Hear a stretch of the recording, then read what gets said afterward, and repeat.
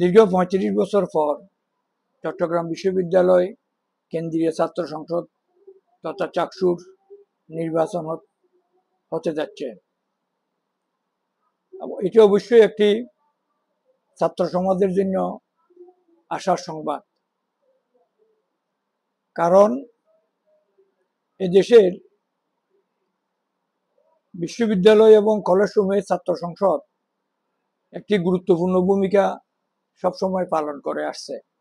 বিশেষ করে আমাদের দেশের নেতৃত্ব তৈরির কারখানা হিসেবে এই সংসদগুলো সবসময় বিবেচিত হইত। এই কারণে দেশে অনেক লিডারশিপ, অনেক নেতা এ পর্যন্ত সেই বিভিন্ন ছাত্র সংসদ তথা ডাকসু, চাকসু, ইকসু, জাকসু, রাকসু এবং বিভিন্ন কলেজ সংসদের থেকে উঠে আসছে। এবং এই ৩৫ বছর চাকসু নির্বাচন না হওয়াতে জাতি অনেক যোগ্য নেতৃত্ব পাওয়া থেকে বঞ্চিত হয়েছে। আমি মনে করি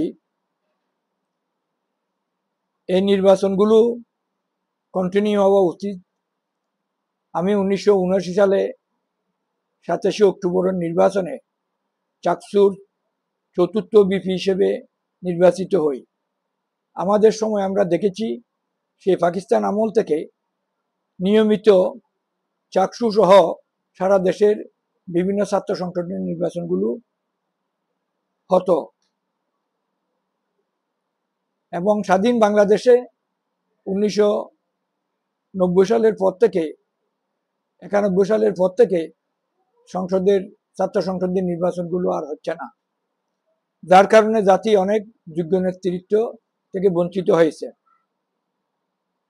এখন এই নির্বাচন ধারাবাহিকতা কন্টিনিউ থাকুক, সেটাই আমি কামনা করি এবং আগামী দিনের যে নির্বাচিত ছাত্র প্রতিনিধিরা, ছাত্র নেতৃবৃন্দরা এ সকল সংসদে প্রতিনিধিত্ব করবে, তাদের প্রতি আমার আহ্বান থাকবে, কারণ এই সংসদগুলো হলো সমস্ত ছাত্র সমাজের প্রতিনিধিত্বশীল একটি প্রতিষ্ঠান।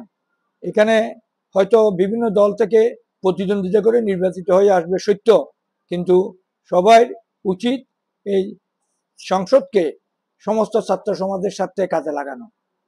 আমি আশা করব সেটা হবে। আমাদের সময় এই কালচারটা আমরা বজায় রেখেছিলাম এবং আমি নিজেও ছাত্র সংসদের যখন বিপি ছিলাম, আমি অন্যান্য ছাত্র সংগঠনের নেতৃবৃন্দের সাথে পরামর্শ করে চাকসুর প্রায় সকল কার্যক্রম পরিচালনা করতাম। এই ধারাবাহিকতা অব্যাহত থাকুক এবং সমস্ত ছাত্র সমাজের মিলন কেন্দ্র হিসেবে চাকসু ও প্রতিনিধিত্ব করবে, এটাই আমি চট্টগ্রাম বিশ্ববিদ্যালয়ের ছাত্রছাত্রীদের কাছ থেকে, নির্বাচিতদের কাছ থেকে আশা করি।